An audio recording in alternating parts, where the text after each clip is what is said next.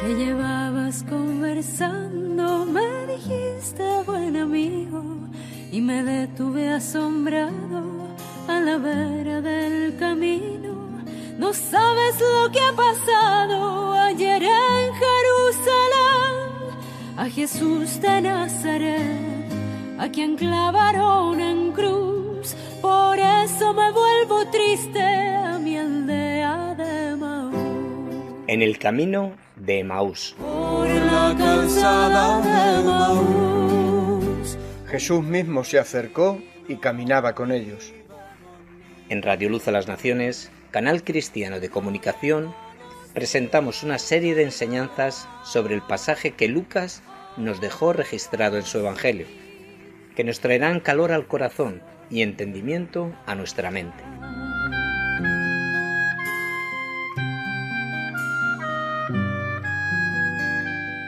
Y se decían el uno al otro: ¿no ardía nuestro corazón en nosotros mientras nos hablaba en el camino y cuando nos abría las Escrituras? Tardíos corazones que ignoráis a los profetas, en la ley ya se anunció que el Mesías padecía. Dios, por medio de su Espíritu Santo, abre su palabra ante nosotros para traernos la revelación de sí mismo. Jesucristo quiere hoy también, como antaño, ponerse a nuestro lado y que caminemos con Él, recorriendo por fe esta maravillosa caminata bíblica. Por la calzada de Emaús, un peregrino iba conmigo. Desde Radio Luz a las Naciones, te animamos e invitamos a unirte a nosotros y caminar juntos. Ahora sí. Nos vemos en el camino de Emaús. Hizo señas de seguir más allá de nuestra aldea, y la luz del sol poniente pareció que se muriera. Quédate forastero, ponte a la mesa y bendice, y al destello de tu luz, en la bendición del pan, mis ojos con... Muy bien, vamos a, no sé si terminar es la palabra o revisar un poco de capítulo 7 antes que empezamos con capítulo 9. Empezando con versículo 9 de capítulo 7, dice: seguí mirando hasta que se establecieron tronos, y el anciano de días se sentó. Su vestidura era blanca como la nieve, y el cabello de su cabeza como lana pura. Su trono llamas de fuego, y sus ruedas fuego abrasador. Su vestidura era blanca como la nieve, y el cabello de su cabeza como lana pura. Su trono llamas de fuego, y sus ruedas fuego abrasador. Un río de fuego corría, saliendo de delante de él. Miles de millares le servían, y miríadas de miríadas, creo es como se pronuncia, miríadas estaban en pie delante de él. El tribunal se sentó y se abrieron los libros. Pasamos al versículo 13. Seguí mirando en las visiones nocturnas, y he aquí, con las nubes del cielo, venía uno como un hijo de hombre, que se dirigió al anciano de días y fue presentado ante él. Y escucha el versículo 14. Y le fue dado dominio, gloria y reino, para que todos los pueblos, naciones y lenguas le sirvieran. Su dominio es un dominio eterno que nunca pasará, y su reino uno que no será destruido. Este es el escenario en el que todo el mundo debe fijarse y aprender, como Nabucodonosor tenía que aprender. y concluyó que el Altísimo domina sobre el reino de los hombres y que lo da a quien le place. Verás el capítulo 4, este es el versículo 17, también lo dice en versículo 25, 32 y 35, las confesiones de Nabucodonosor. Ninguna biblioteca del mundo puede abrir la puerta del cielo, pero nosotros tenemos delante de nosotros un libro que sí lo hace. Y dejarnos ver adentro, con el sentir de ser muy privilegiados, podemos mirar a tronos de autoridad inefables y al anciano de días tomando su lugar sobre ellos.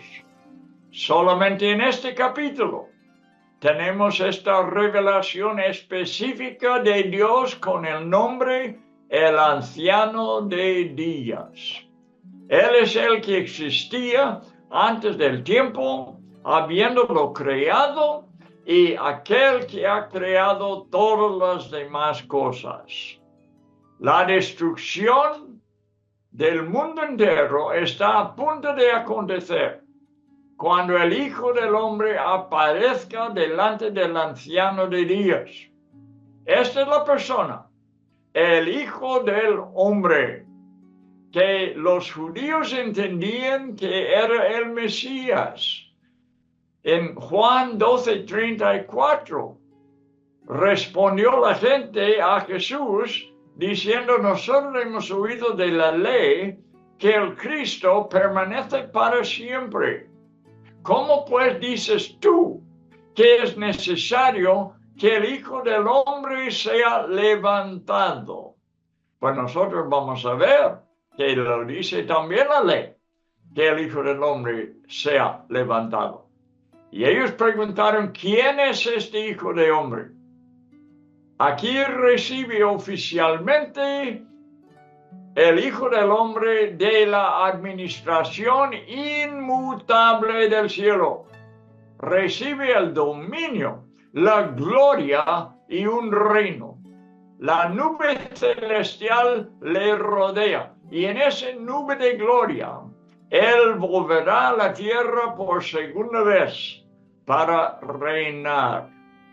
Reinará sobre todos los pueblos, naciones y lenguas durante 1000 años en la tierra y para siempre jamás en la eternidad. Es un reino que no tendrá rival, que tiene toda la autoridad y está provisto para gobernar soberanamente sin fin. Versículo 18. Pero los santos del Altísimo recibirán el reino. Está hablando a nosotros ahora. Y poseerán el reino para siempre, por los siglos de los siglos. Mientras el Señor revela los detalles del terrible y final dominio del hombre en la tierra, hace 3 referencias al resultado final. En versículo 18 lo hemos visto, versículo 22 y versículo 27. Los santos de Dios finalmente recibirán el reino y reinarán con Cristo. Esto también es lo que enseñaban los apóstoles. Pablo, por ejemplo, enseñó.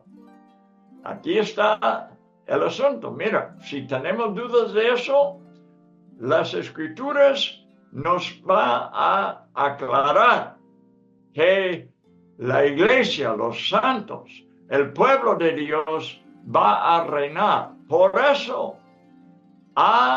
hemos tenido 2000 años de un reino del corazón, un reino espiritual. ¿Sabe por qué? Para preparar un pueblo. Un pueblo tiene que ser preparado espiritualmente para reinar. Y si vamos a reinar con Cristo, pues tenemos que ser preparados. Y esto es lo que ha pasado. La siguiente vez que tú tienes una prueba y tienes que pasar por una prueba, sépalo. Dios te está preparando para reinar.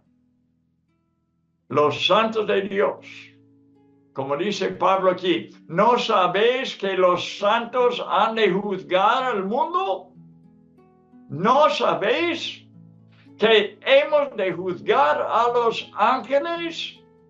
Lo dijo a los Corintios, 1 Corintios 6, 2 y 3. Luego, 2 de Timoteo, Pablo habla con Timoteo, capítulo 2, versículo 12, y dice, si perseveramos, también reinaremos con él.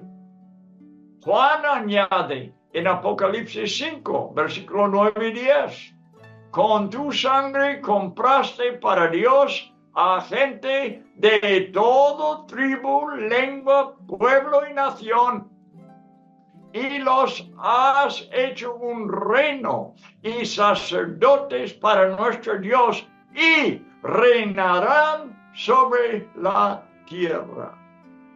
¿No sabéis que ¿no sabéis que los santos han de juzgar al mundo? No, he vuelto a 1 de Corintios. Vamos a terminar este versículo 10, Apocalipsis 5, 9 y 10. Y los has hecho un reino y sacerdotes para nuestro Dios, y reinarán sobre la tierra. En Apocalipsis 19, 19, y vi a la bestia y a los reyes de la tierra y sus ejércitos reunidos para guerrear contra el que montaba el caballo y contra su ejército. Este es cuando Cristo aparece en gloria. Aparece con los santos en caballos blancos, y la bestia se prepara para pelear contra el Cordero. Pero mira lo que pasa. Versículo 20. Y la bestia fue apresada, y con ella el falso profeta, que había hecho delante de ella las señales con las cuales había engañado a los que recibieron la marca de la bestia y habían adorado su imagen.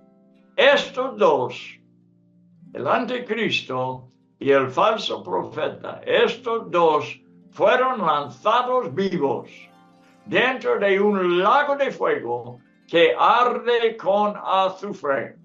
21. Y los demás fueron muertos con la espada que salía de la boca del que montaba el caballo, Jesucristo. Y todas las aves se saciaron de las carnes de ellos. Bueno, esto nos habla de la guerra de Armagedón, la batalla de Armagedón, y cómo finalizará. Con Cristo siendo totalmente victorioso sobre el anticristo, ese superhombre que tratará de destruir a los cristianos, a los judíos, y ponerse como Dios en el templo. Aquí será su fin. Y no se oirá más de él ni el falso profeta. Proseguimos a capítulo 9. Capítulo 9, versículo 24 hasta 27. Esto es lo que nos toca ahora, y yo creo que es lo más importante. Es una de las profecías más importantes. No puedo enfatizar lo suficiente cómo tenemos que ver esta profecía, entenderlo, para poder tener una idea de cómo van a terminar las cosas. Vamos a prestar mucha atención, por favor, a esta porción de la Escritura. 9:24. 70 semanas. Lo voy a explicar después. Lo voy a explicar brevemente. Y la persona que me entienda, porque no voy a tomar mucho tiempo explicándolo, y si lo captas tú, por favor, ayúdame a compartirlo con los que no lo capten. Por favor, vamos a ayudarnos unos a los otros en este asunto, porque todos nosotros debemos entender lo que se dice aquí. 70 semanas están determinadas sobre tu pueblo, Daniel. ¿Quién está hablando aquí? Un ángel del cielo viene a Daniel a revelarle esta profecía que tiene que ver con el Mesías. Sobre tu pueblo, 70 semanas, dice. ¿Cuál pueblo será? Será Israel. Y sobre tu santa ciudad, ¿cuál es la santa ciudad? Tiene que ser Jerusalén. Y dice, en esas 70 semanas, lo que pasará será esto: para terminar la prevaricación y poner fin al pecado y expiar la iniquidad, para traer la justicia perdurable y sellar la visión y la profecía y ungir el santo de los santos. Quizás tenemos que parar aquí y explicar lo que hemos visto aquí, que es tremendo. ¿Qué es eso? Es una profecía principalmente de la cruz de Jesucristo y lo que sucederá como resultado de su muerte. Tenemos que empezar primero con las 70 semanas, porque esta marca un tiempo. Y vamos a verlo. ¿Cuánto tiempo es primeramente? Lo primero que quiero que borren de sus mentes, de sus pensamientos en el momento, es que estas sean semanas de días. No son semanas de días. Los hebreos, los israelitas, sabían de semanas de años. Lo tenían ellos en su historia, lo tenían en su ley, lo tenían especialmente con lo que tenía que ver con el año de jubileo, que tenían que marcar ciertos años para entre una cosa y otra cosa. Y por eso ellos familiarizaban con semanas de años. ¿Cuánto tiempo será una semana de años? Será 7 años. Igual que una semana de días son 7 días. Una semana de años será 7 años. La palabra literal aquí no es semanas, sino 7. Ahora le voy a decir desde un principio cuánto tiempo es esto. Así que si no lo puede entender por el versículo, vas a saber que vamos a estar hablando de 490 años. ¿Lo tienes? 490 años. Y en cuanto del texto está hablando de 70 7. ¿Cuántos 7 son 70? Ahí está, 490.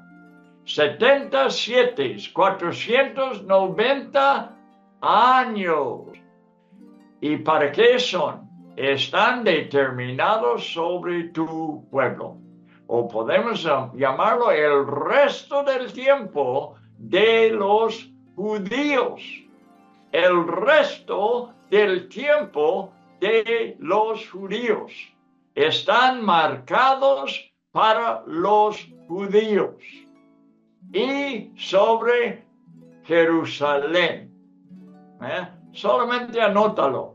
Si no lo entiendes perfectamente bien, quizás el que está a tu lado lo entienda. Y habla de esto hasta que todos lo entienden. Es importantísimo. Y aquí es lo que va a pasar durante este tiempo. Para terminar la prevaricación. Bueno, déjeme decir, el ángel Gabriel es quien marca por Daniel un periodo de 490 años.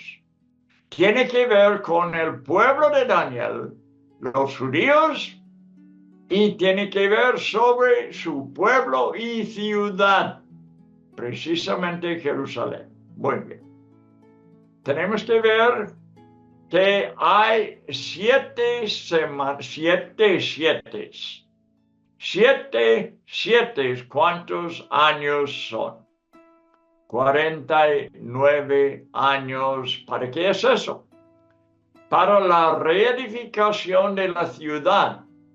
Estaba totalmente destruido Jerusalén. Tenía que ser reedificado. Y esto tomará 49 años. ¿Verdad? Bueno, entonces marca, quizás debemos seguir leyendo. Vamos a seguir leyendo. Y vamos a ver estos números.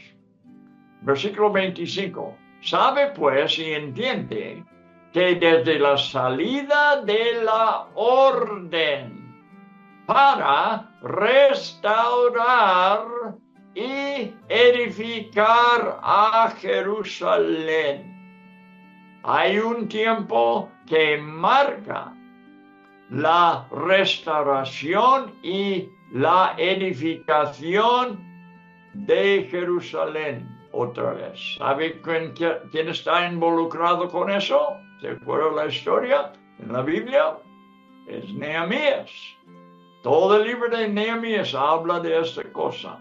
En el capítulo 2, él recibe permiso del rey para reedificar la ciudad, para restaurar y edificar a Jerusalén. Ahora dice, hasta el Mesías príncipe, es como si fuera un punto después de Jerusalén aquí.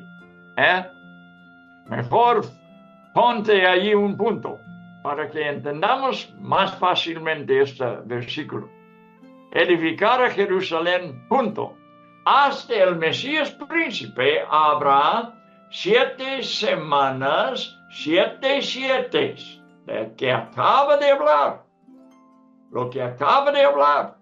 7, 49 años. Y, ¿ves? Hasta el Mesías príncipe, primeramente tendremos que marcar 49 años. ¿Vale? ¿Lo tenéis? Ahora, pero este no es el punto. Aquí no hay un punto. Sigue hablando de otro periodo. Los 490 años están divididos en 3 partes. La primera parte son 49 años y es para reedificar a la ciudad de Jerusalén. Entonces, sigue un largo periodo de tiempo. Es el más largo periodo del tiempo. Vamos a ver cuántos son. Aquí hay 62 7. Ahora los matemáticos están trabajando ahí. Si tú tienes ahí un cuaderno, lo puedes multiplicar. 34 o no, 62 por 7. ¿Cómo va? ¿Ya lo tienes? La respuesta.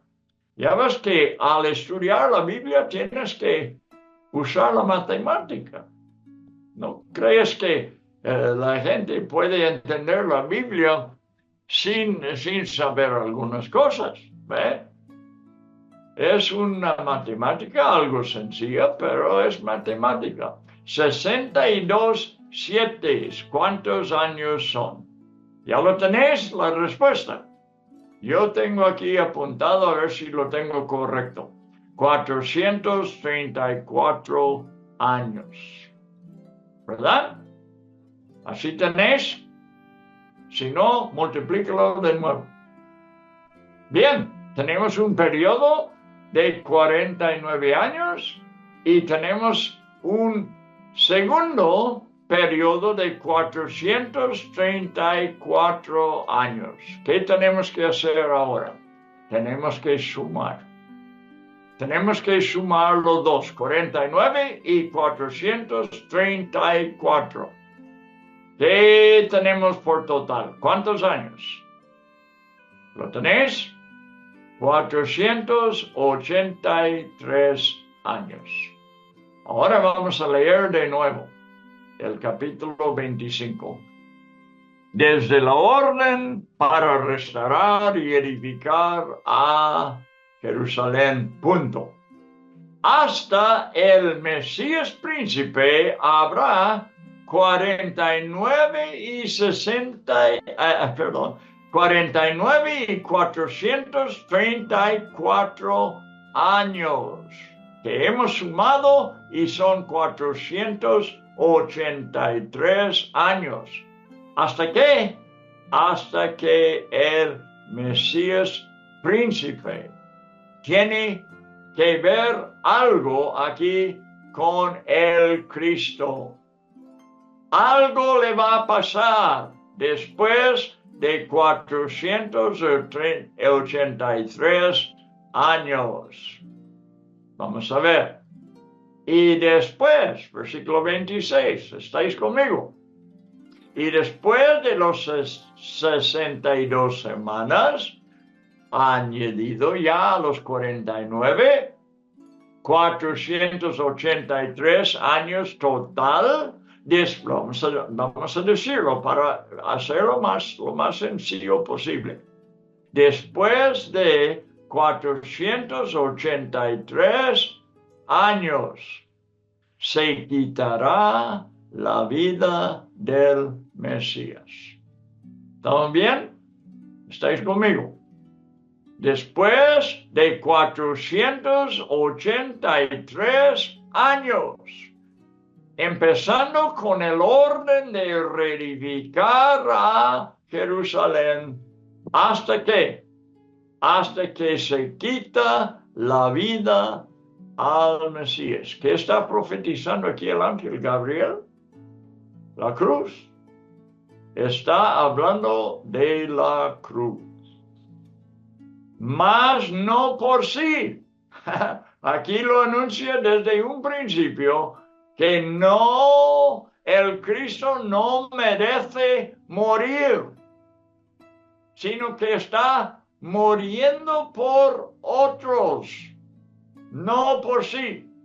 Y el pueblo de un príncipe que ha de venir destruirá la ciudad y el santuario. ¿Sabe cómo se llama él? Es el general romano Tito.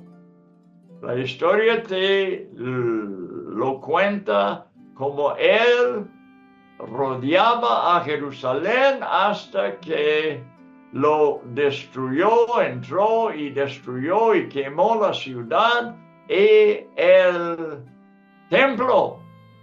Y jamás, el templo jamás se ha vuelto a edificar hasta el día de hoy.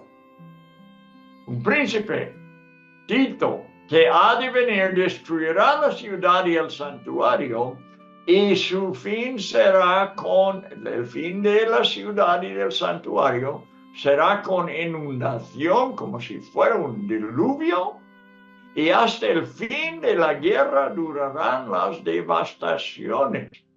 Ahora versículo 27.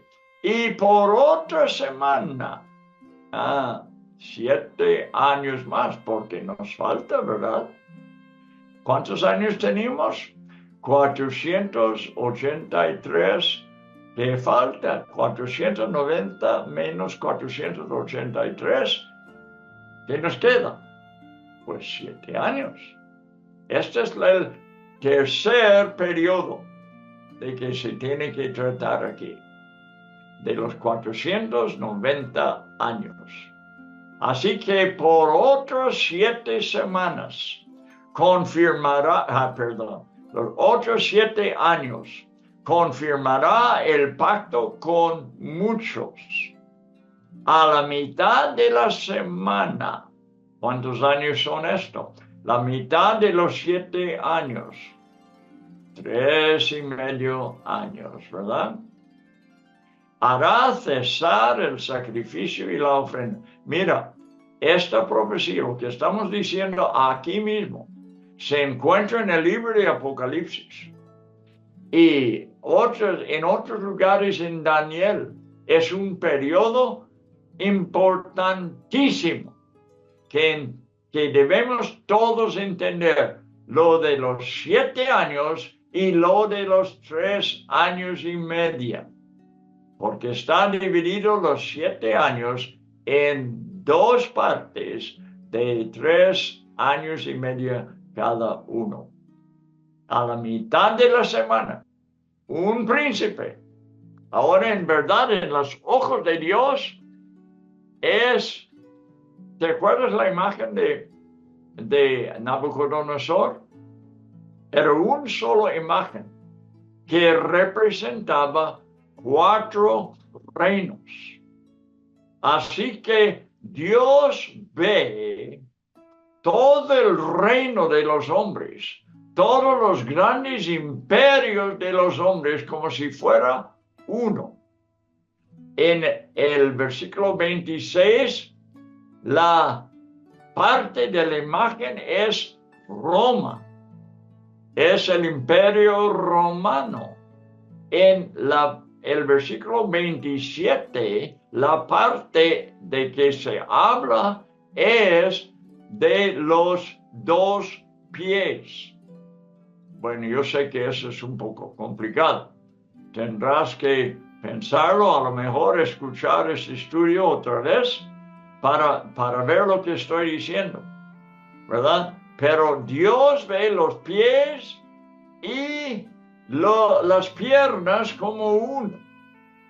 Y así que cuando menciona el príncipe, está viendo Dios como si hay un solo príncipe.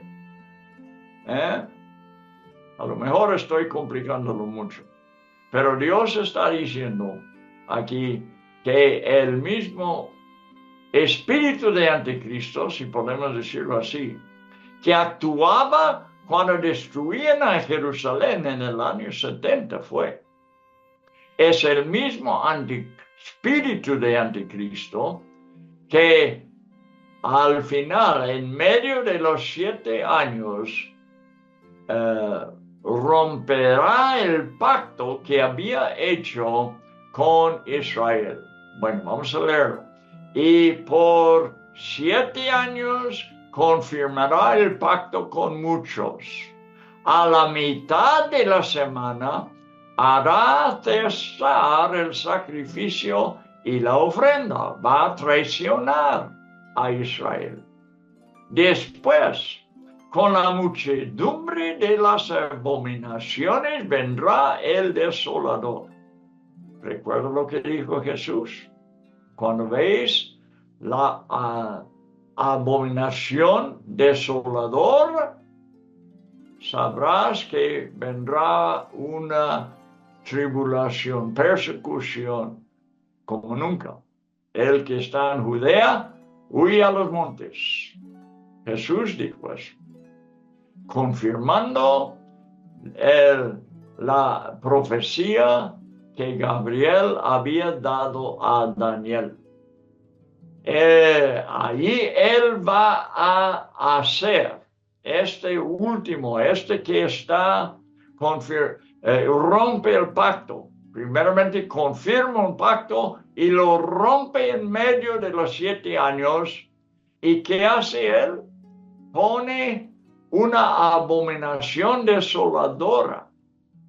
Bueno, no lo vamos a explicar lo que significa esto ahora. Tenemos que, lo más posible, ahorrar el tiempo. Pero esta abominación desoladora, le voy a decir lo que es al final.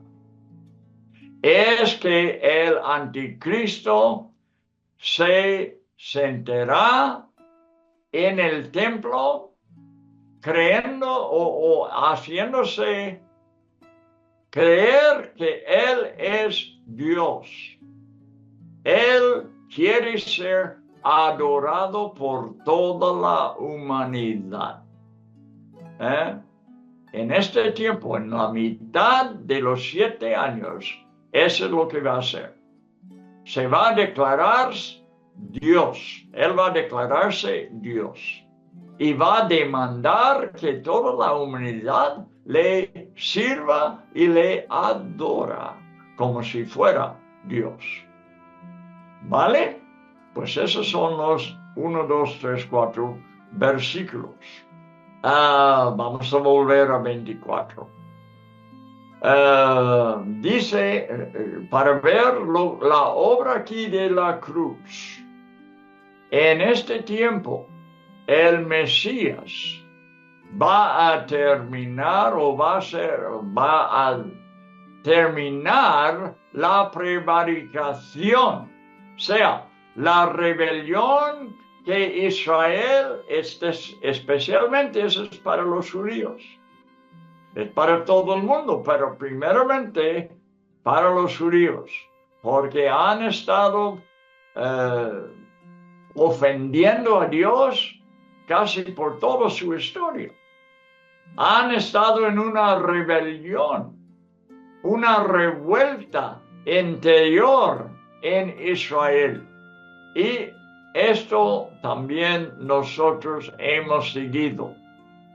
Una prevaricación contra Dios. Todo el mundo está involucrado. El judío primero y después el gentil.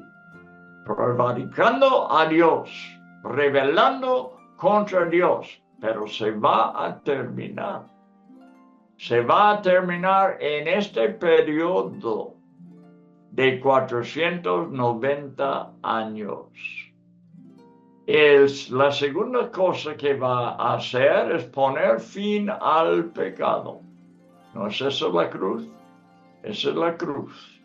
Poner fin al pecado. Cristo destruyó el pecado, ¿verdad? Por su obra en la cruz. Cuando Él dijo, terminado es, el pecado se murió. Poner fin al pecado. Esconder, la palabra aquí, poner fin, quiere decir esconder el pecado. Lo tiró en la más profunda mar, el pecado. Dios ha tratado el asunto del pecado por medio de Jesucristo. Adelante. ¿Qué más va a hacer? Expiar la iniquidad. Expiar la iniquidad. Los judíos tenían un año en el año, un día en el año, una fiesta de un día. No era una fiesta, en verdad era un día de luto, en que ellos lamentaban sus pecados y pedían de Dios perdón y salvación. Lo están practicando hasta la fecha. Y si tú lees, no voy a poder tomar el tiempo para hablar del día de expiación, pero lea la historia, estúdialo. En Levítico capítulo 16, apúntelo por favor, desde versículo 7 hasta 10, y entonces versículo 15 hasta 22. Allí te hablará de lo que el sumo sacerdote hará en el día de expiación. Brevemente cuento que matará un macho cabrío. Matará uno y pondrá la sangre rociará la sangre sobre el arca del pacto, expiando los pecados por haber ofendido los 10 mandamientos que están dentro del arca. Y bien, rocía la sangre sobre otras cosas. Pero lo que nos importa más ahora es que rocía la sangre sobre el arca de pacto, expiando el pecado del pueblo. Entonces, él lo hace una vez al año. Es el único que jamás entra en el lugar santísimo para hacer esto. ¿Por qué lo hace? Porque él representa a Cristo, el sumo sacerdote. Representa a Cristo, hace esto para expiar el pecado. Ningún hombre podrá entrar en el lugar santísimo hasta que Cristo mismo venga, como dice en Daniel 9:24, para expiar el pecado. Y entonces allí hay otro macho cabrío. Y esto, el sumo sacerdote tiene una persona preparada para eso. Un ministerio es quizás el único ministerio que tiene en la vida. Una persona que lo lleva, este macho cabrío, al desierto, lejos. Y cuando está satisfecho que está suficiente lejos, que jamás volverá, lo suelta. Y el cabrío se va vagando en el desierto sin volver jamás. ¿Qué representa eso? También representa a Cristo. Pero Él que llevó nuestros pecados a un lugar lejano, un lugar donde no pueda jamás volver el pecado contra nosotros. Se olvida para siempre. Muy bonita historia.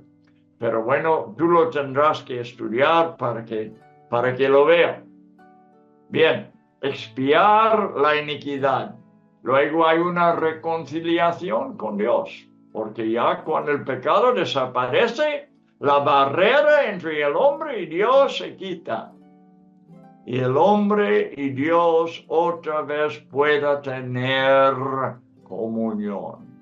Tanto me gusta el versículo es 1 de Pedro, seguro, en un momento se me olvida.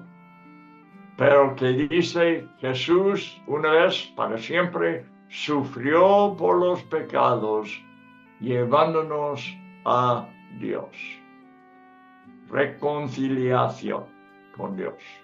Cubrir el pecado, quitarlo de en medio, con el fin de renovar la relación entre Dios y el hombre. Bien profetizado, aquí en un solo versículo. ¿Qué más? Traer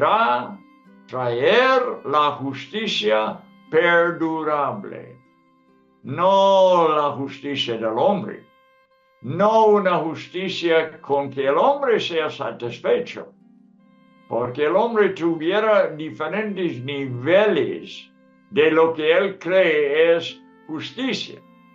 Pero estamos hablando de no solamente una justicia perdurable, sino una justicia perfecta, que satisface el Dios justo. Que Dios dice, ya, perfectamente se ha cumplido la justicia.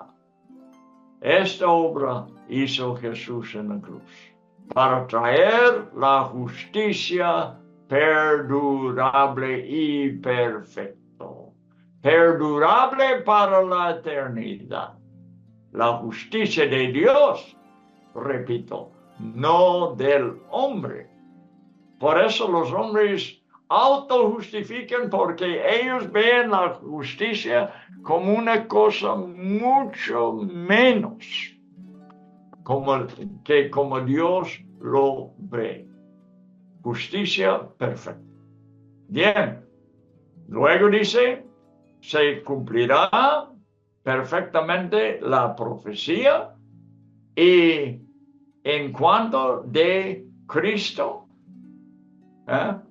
sellar la visión y la profecía, sellarlo porque Dios lo sea hasta que se cumple perfectamente y se unge el Santo de los Santos. ¿Quién es este? ¿Quién es el ungido? En una sola palabra. La palabra Cristo, ¿qué significa? Significa el ungido.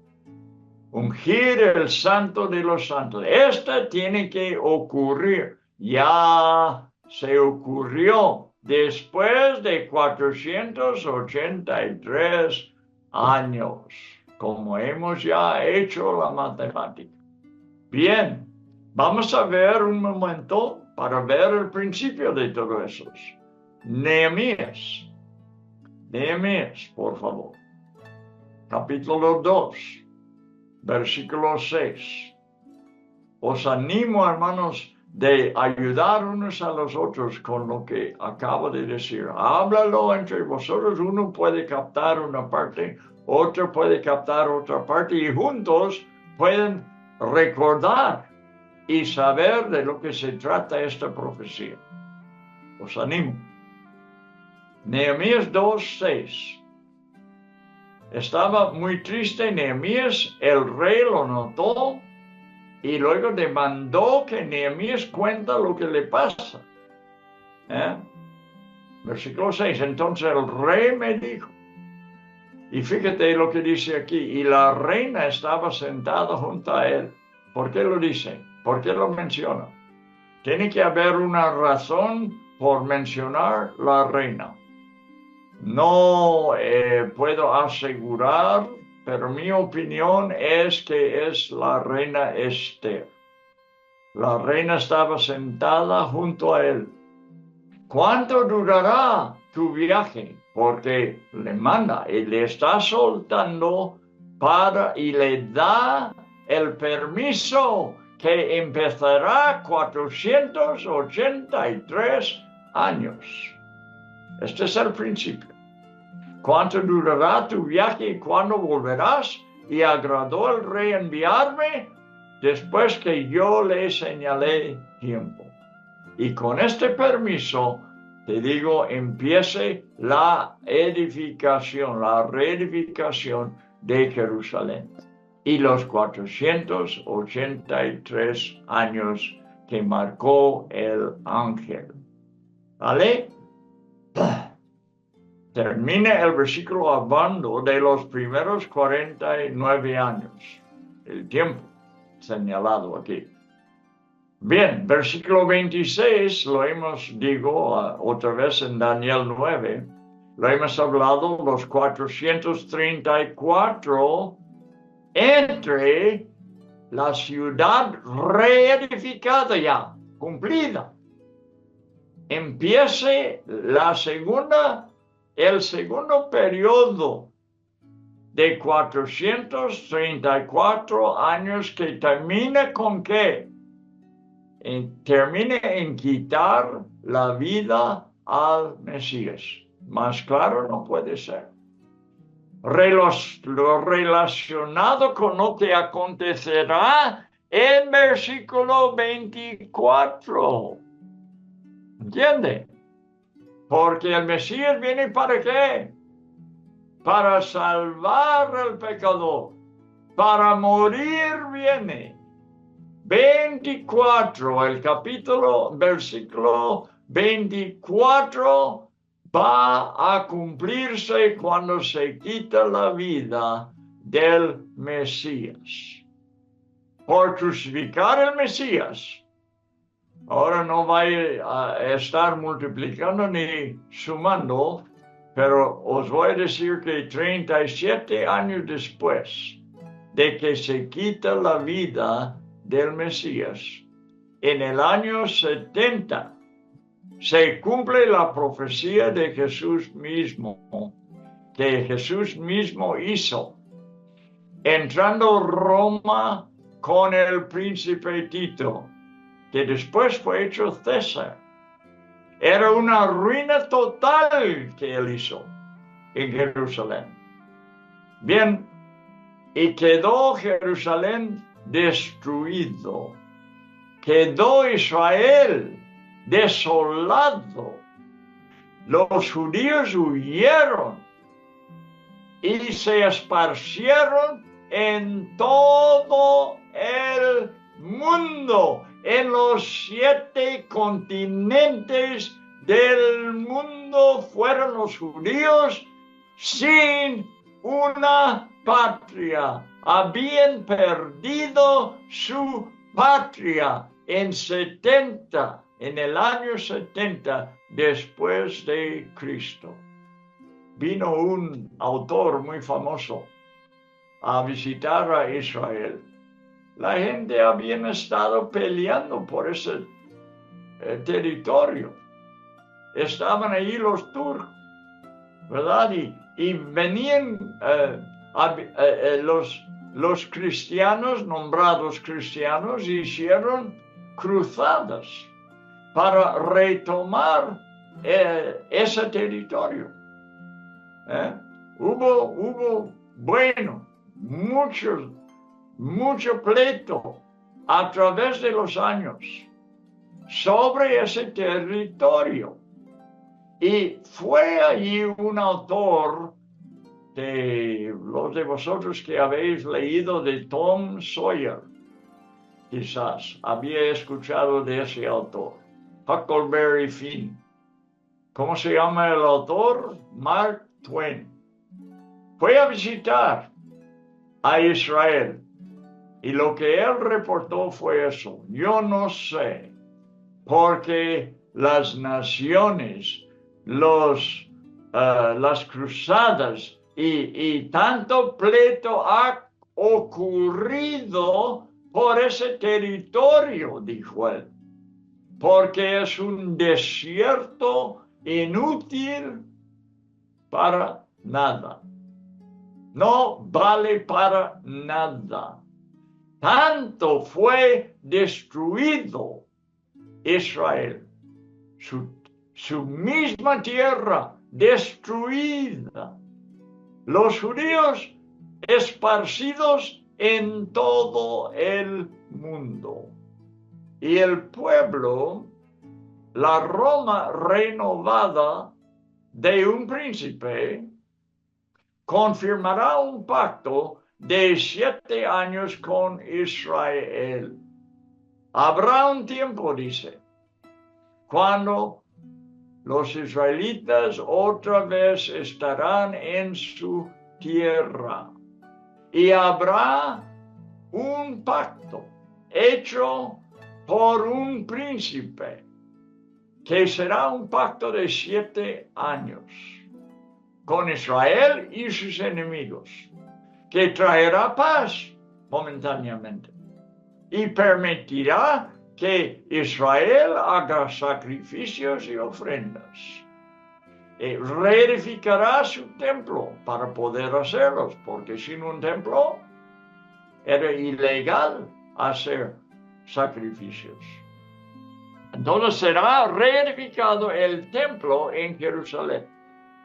Después de 3 años y medio, el mismo príncipe lo hará cesar. Estoy repitiendo lo que dije anteriormente. Y se revelará como el desolador. Y según Pablo en 2 de Tesalonicenses, capítulo 2, versículos 3 y 4, se manifieste el hombre de pecado, el hijo de perdición. Está hablando de este pasaje en Daniel 9:27. el cual se opone y se levanta contra todo lo que se llama Dios o es objeto de culto, tanto que se siente en el templo de Dios como Dios. Estuve hablando de eso. Haciéndose pasar por Dios, demandará que todo el mundo le adore. Bien, ahora, permítame, ya que hemos intentado de cubrir estos 4 versículos, y yo sé que es muy complicado y hay que acordar de muchas cosas, pero por eso os digo, sigue estudiándolo. No podemos hacerlo en 1 hora. Sigue estudiándolo hasta que lo entienda. Si hay preguntas, pregunta a José, mándame preguntas a mí si quieres, pero bueno, sepa y entienda lo que el Gabriel dijo a Daniel en esta profecía, porque te es importantísimo.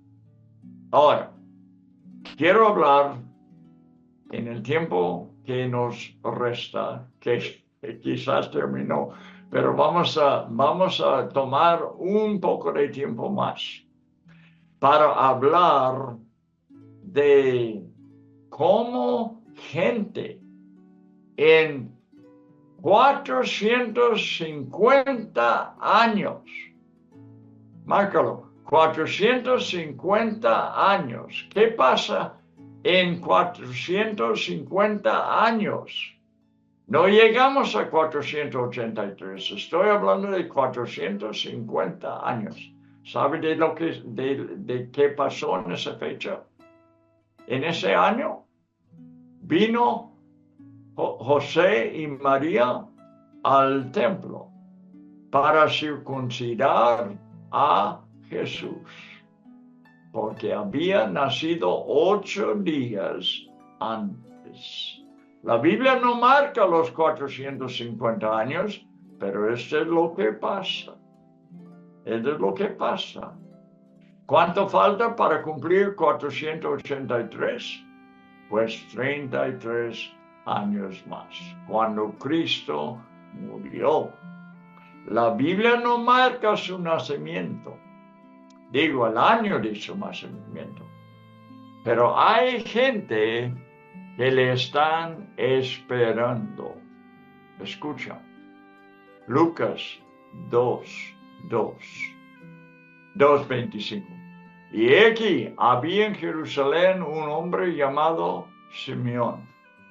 Y este hombre justo y piadoso esperaba que la consolación de Israel.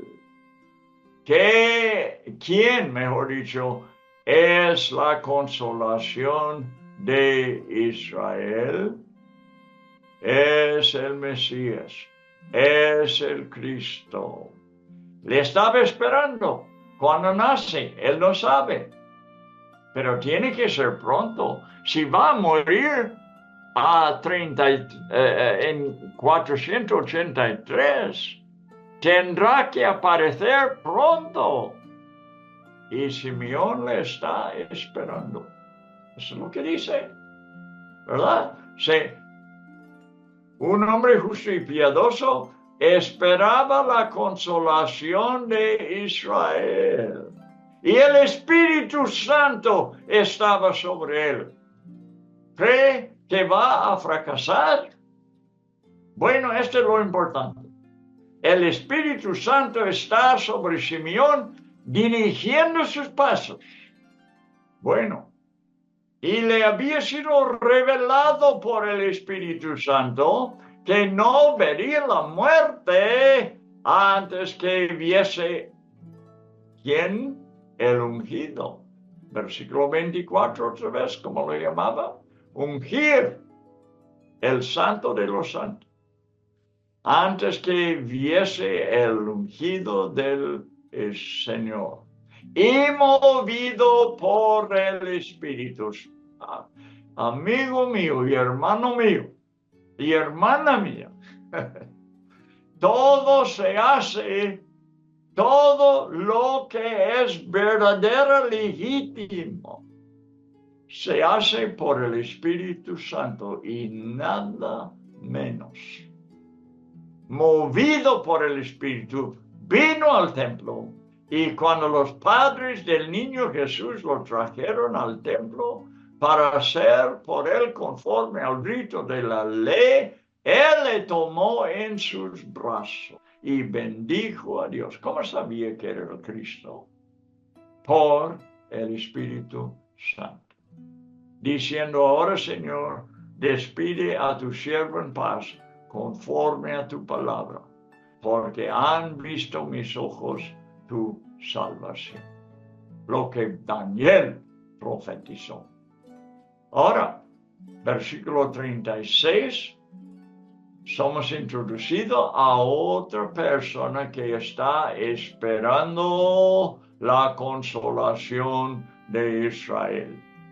Estaba también allí Ana profetisa, hija de Fanuel de la tribu de Aser, de edad muy avanzada, pues había vivido con su marido. Ahora cuenta aquí. Había vivido con su marido 7 años desde su virginidad. Estaba casada 7 años. Se muere su marido y era viuda hacia 84 años. 7, 84, 91 años había pasado desde que se casó. Esta mujer era, como dice aquí, de edad muy avanzada. Pero Dios la guarda viva. Ha pasado de 100 años seguramente. Claro, se casaron muy joven en Israel. Así que no vaya a pensar que tenía unos 130 años. Pero tenía más que 100 años. Y no se apartaba del templo, sirviendo de noche y de día con ayunos y oraciones. Esta presentándose en la misma hora que Simeón. Daba gracias a Dios y hablaba del niño. Ahí me paro, porque hay que ver que hay otros. No solamente Simeón y Ana, sino a todos los que esperaban la redención de que habló Daniel en versículo 24. Los que esperaban la redención en Jerusalén. Tremendo, ¿no? Yo lo hallo muy fascinante eso. Ahora, hubo 2 más que esperaban, que vieron esas profecías, que sabía de la salvación, que sabía de la muerte del Mesías. 483 años después del orden para reedificar a Jerusalén. Había 2 más, cuando menos. Juan 19, versículo 38. Después de todo esto, José de Arimatea, que era discípulo de Jesús, pero secretamente por miedo de los judíos, rogó a Pilato que le permitiese llevarse el cuerpo de Jesús, y Pilato se lo concedió. Entonces vino y se llevó el cuerpo de Jesús. También Nicodemo, el que antes había visitado a Jesús de noche, vino trayendo un compuesto de mirra y de aloes como 100 libras. Tomaron pues el cuerpo de Jesús y lo envolvieron en lienzos con especias aromáticas, según es costumbre sepultar entre los judíos, y en el lugar donde había sido crucificado, cerca de la cruz, había un huerto, y en el huerto un sepulcro nuevo. ¿Sabe de quién era? lo vamos a ver, en el cual aún no había sido puesto ninguno. Allí pues, por causa de la preparación de la Pascua de los judíos y porque aquel sepulcro estaba cerca, pusieron a Jesús. Ahora, yo quiero que vean aquí las preparaciones que hicieron estos dos hombres. Las especias de Nicodemo especialmente aquí. 100 libras. Mira, Cristo apenas fue crucificado horas antes. Apenas expiró. Ha pasado unas cuantas horas. Y Nicodemo tiene preparadas las especias. ¿No te parece muy rápido?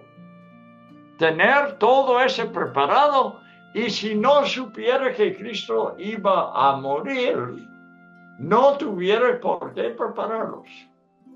Pero vamos a Lucas, porque nos contará más en capítulo 23, 50. Había un varón llamado José de Arimatea, ciudad de Judea, el cual era miembro del concilio, varón bueno y justo. Que también esperaba el reino de Dios y no había consentido en el acuerdo ni en los hechos de ellos. Fue a Pilato y pidió el cuerpo de Jesús y quitándolo lo envolvió en una sábana. Bueno, él ayudando a Nicodemo, aquí no es mencionado Nicodemo. Y lo puso en un sepulcro abierto en una peña en la cual aún no se había puesto a nadie. Otra vez lo dice. Vamos a Mateo, capítulo 27.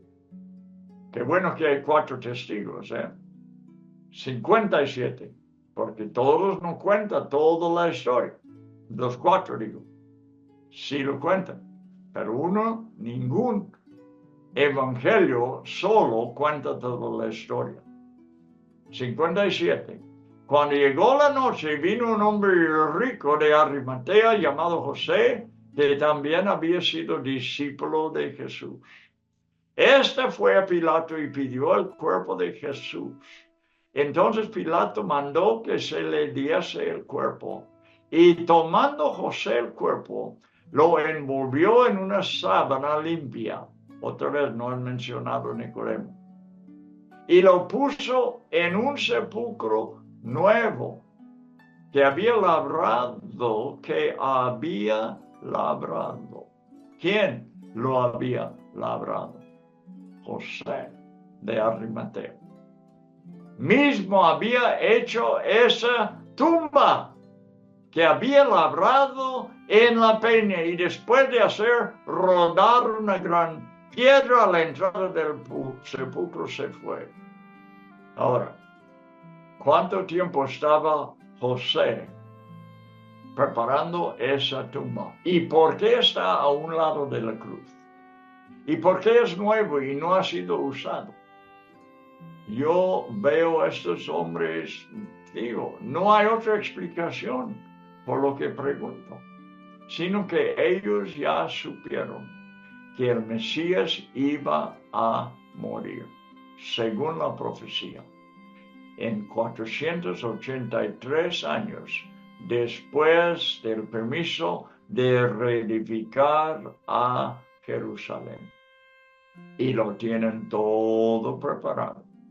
El sepulcro nuevo no fue hecho para la familia de José de Arimatea, fue hecho para Jesús. Y ahí está Nicodemo con las especias.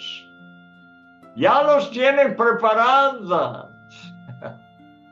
Y en las pocas horas que Jesús está en la cruz, todo ya está preparada para recibir su cuerpo. Y esto era importante, que Cristo fuese sepultado. ¿Estamos viendo algo?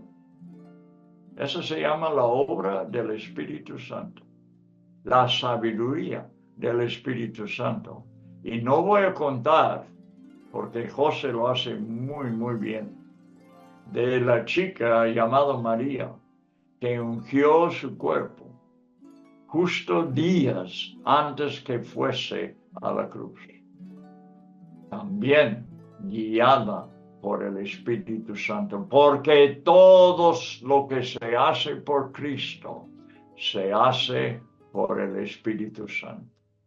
Bueno, pudiéramos decir muchas cosas ya, pudiéramos tomar mucho tiempo más de hablar, ¿verdad?, de estos detalles, pero esta es la historia que Daniel nos cuenta en capítulo 9, cumpliéndose. Nos falta 7 años más, ¿verdad? Y no vamos a hablar de eso ni vamos a entrar en ese tema ahora. Pero déjame terminar leyendo un poco de Matthew Henry. Él dijo: la gran multitud de personas que estaban en ese tiempo en Jerusalén parece que sea más que fuera normal en la fiesta de Pentecostés. Moraban, dice, en Jerusalén judíos piadosos. ¿Verdad? Que la palabra es moraban. Que eran devotos a su religión, que tenían el temor de Dios ante sus ojos. Así significa, dice él, la palabra griega, piadosos.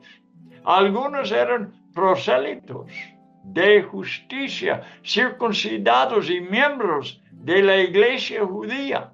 Otros, lo que nombraban prosélites de la puerta, que había dejado la idolatría y se dedicaron a la adoración del Dios verdadero. Pero no seguían la ley ceremonial, así que había 2 tipos de prosélites. Los que estaban reunidos entonces en Jerusalén vinieron de todos lugares donde los judíos eran dispersados. Y él menciona las distintas partes: Roma, Egipto, Cirene, África. Todos eran judíos o prosélitos, nativos de esas naciones extranjeras. Los judíos moraban donde quiera por toda la tierra, que no hay un pueblo sobre la tierra entre quienes no cohabitaban los judíos. Quizás preguntaremos qué es lo que trajo a los judíos y prosélitos a Jerusalén en ese tiempo y por qué moraban por más tiempo que solamente la fiesta de Pentecostés. Dijo: porque había en este tiempo una expectación general de la apariencia del Mesías. Porque las semanas, las 7 de Daniel, apenas habían terminado. El cetro había apartado de Judá y pensaron generalmente que aparecería inmediatamente el Cristo. Por eso los más celosos y devotos vinieron a morar en Jerusalén por algún tiempo, para poder participar en las bendiciones del reino del Mesías. Muy interesante, muy interesante. Bueno, esta termina el mensaje, el estudio de hoy, y son cosas que yo, no sé, no es un estudio que hice en mi juventud ni en mis primeros años de ministerio, sino que son cosas que he descubierto por aquí y por allá últimamente, en los últimos años. Y no será porque Dios nos está preparando por algo especial que va a pasar en nuestros días. Así quiero creer yo. Bueno, que Dios bendiga a cada uno de vosotros y que estas cosas sean una realidad en vuestras vidas. Amén.